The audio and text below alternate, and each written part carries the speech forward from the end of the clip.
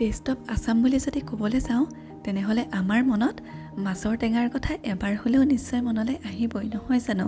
এই মাছৰ টেঙাৰ জোলকণে যেন গৰম দিনত ভাতকেইটা খাই পৰম তৃপ্তি পাওঁ। আজি এই মাছৰ টেঙাৰ ৰেচিপিবিধেই আপোনালোকৰ মাজলৈ লৈ আহিছোঁ। নমস্কাৰ, মোৰ আখললৈ আপোনালোক সকলোকে পুনৰবাৰ স্বাগতম জনাই আজিৰ ৰেচিপি ভিডিঅ'টো আৰম্ভ কৰিবলৈ লৈছোঁ। মাছৰ টেঙা বনাবলৈ গেছত কেৰাহী বহাই দি কেৰাহী গৰম হোৱাত দিছোঁ অকণমান মিঠাতেল আৰু তেল গৰম হোৱাত দিছোঁ এয়া কাটি লোৱা ডাঙৰ চাইজৰ এটা পিঁয়াজ আৰু লগতে দিছোঁ এয়া জলকীয়া। জ্বলা যিমান খাই সেই অনুসৰি জলকীয়াটো দিলেই হয়। এতিয়া এইখিনি ভালকৈ ভাজি থাকিম হাই ফ্লেমতে যেতিয়ালৈকে পিঁয়াজখিনি ভজা নহয়। আৰু পিঁয়াজ ভাজি হোৱাত এয়া দিছোঁ আদা নহৰুৰ পেষ্ট। এতিয়া আদা নহৰুৰ পেষ্টখিনি ভালকৈ ভাজি ল'ব লাগিব যেতিয়ালৈকে আদা নহৰুৰ পৰা কেঁচা গোন্ধটো গুচি নাযায়। এয়া ভালকৈ ভাজি আছোঁ আৰু ভাজি হোৱাত দিব লাগিব এয়া জোখমতে হালধি। মাছৰ টেঙাত তেনেকৈ একো মছলা নিদিয়ে, সাধাৰণতে আমাৰ থলুৱা ৰেচিপিবোৰত ঘৰুৱা মছলাই ব্যৱহাৰ হয়। আৰু এয়া দিলোঁ সোৱাদ অনুসৰি নিমখ, আৰু মই নিমখ সদায় হাতেৰেই দিওঁ। চামুচেৰে দিলে মই ইমান নিমখৰ জোখটো বুজি নাপাওঁ, সেইকাৰণে মই সদায় হাতেৰেই দিওঁ। আপোনালোকৰো বাৰু মোৰ নিচিনা হয় নেকি, যিসকলে হাতেৰেহে নিমখ দিলে নিমখৰ জোখটো ধৰিব পাৰে। এই আটাইখিনি ভালকৈ ভাজি লৈ এতিয়া ইয়াত দিম এয়া ঘৰতে পিচি লোৱা জিৰা গুড়ি। এয়া মই গোটা জিৰা কিনি আনি ঘৰতে গুড়ি কৰি লৈছোঁ। ইয়াত অকল এয়া জিৰা গুড়িয়ে দিলোঁ, মছলাৰ নামত আৰু একো নিদিওঁ।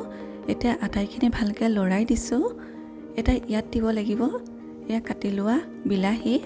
এয়া মই 3টা বিলাহী লৈছোঁ, যিহেতু মাছৰ টেঙা হয় টেঙাটোতো হ'বই লাগিব, সেইকাৰণে মই 3টা বিলাহী দিছোঁ।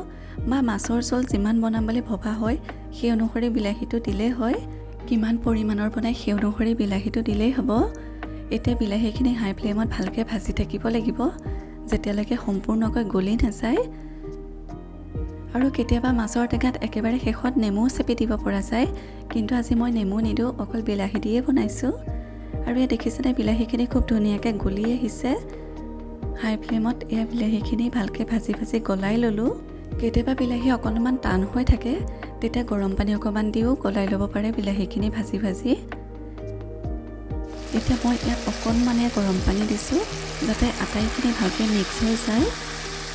গৰম পানী দি পেলাই আকৌ ভালকৈ লৰাই দিছোঁ যাতে আদা নহৰু পেষ্ট, পিঁয়াজ, বিলাহী আটাইখিনি ভালকৈ মিহলি হৈ যায়। আৰু আজি মই এই মাছৰ টেঙা জোলকণ ডাঠ হ'বৰ কাৰণে বইল কৰি থোৱা আলু ভাঙি দিম। এয়া সৰু চাইজৰ 2টা বইল কৰি লোৱা আলু অকণমান এয়া ভাঙি লৈছোঁ।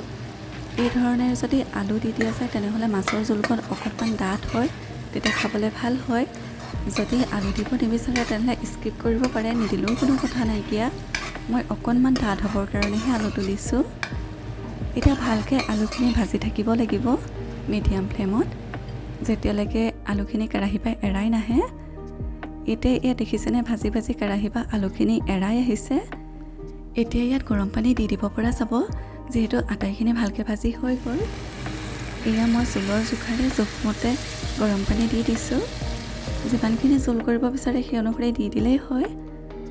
এতিয়া এয়া আটাইখিনি ভালকৈ লৰাই দিছোঁ পানীৰ লগত যাতে মিহলি হৈ যায়। এতিয়া হাই ফ্লেমত এইখিনি ভালকৈ উতলিবলৈ দিব লাগিব। আৰু এয়া দেখিছেনে আমাৰ মাছৰ টেঙাৰ জোলখিনি উতলি আছে। এয়া দেখাতেই কিমান লোভনীয় হৈ আহিছে নহয়নে। মাছ দিবৰ সময় আহি পৰিছে আৰু ইয়াত নিজৰ পচন্দ অনুসৰি যিকোনো মাছ দিলেই হয়। মই এয়া আগতীয়াকৈ ফ্ৰাই কৰি থোৱা ৰৌ মাছ দিছোঁ। মাছ কেইপিচ মই আগতীয়াকৈ ফ্ৰাই কৰি ৰাখিছিলোঁ, আগতে দেখুওৱা নাইকিয়া। এয়া মাছ কেইপিচ দি পেলাই এতিয়া ভালকৈ লৰাই দিছোঁ।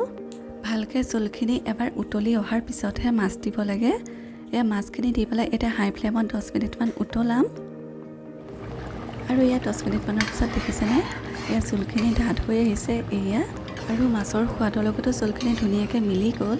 এয়া চাওকচোন দেখিবলৈ কিমান লোভনীয় হৈছে নহয়নে।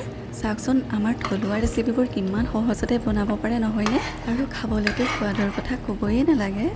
আৰু এয়া মাছৰ জোলখিনি আমাৰ হৈ গৈছে, এতিয়া গেছ অফ কৰি দিলোঁ। আৰু এয়া আমাৰ মাছৰ টেঙা জোল খাবলৈ ৰেডি হৈ গ'ল। চাওকচোন কিমান যে দেখিবলৈ লোভনীয় হৈছে। গৰম গৰম ভাতৰ লগত এই মাছৰ টেঙাৰ জোলকণে যেন ভাতকেইটা খাই আমি পৰম শান্তি পাওঁ নহয়নে। গতিকে এইটোৱে আছিল আজিৰ মাছৰ টেঙাৰ ৰেচিপি। আপোনালোকৰ কেনেকুৱা লাগিলে জনাবচোন, আৰু যদি ভাল লাগিলে তেনেহ'লে লাইক, কমেণ্ট, শ্বেয়াৰ আৰু ছাবস্ক্ৰাইব কৰিবলৈ নাপাহৰিব। আকৌ এটা নতুন ৰেচিপি লৈ অহাৰ প্ৰতিশ্ৰুতিৰে আজিলৈ বিদায়। ধন্যবাদ।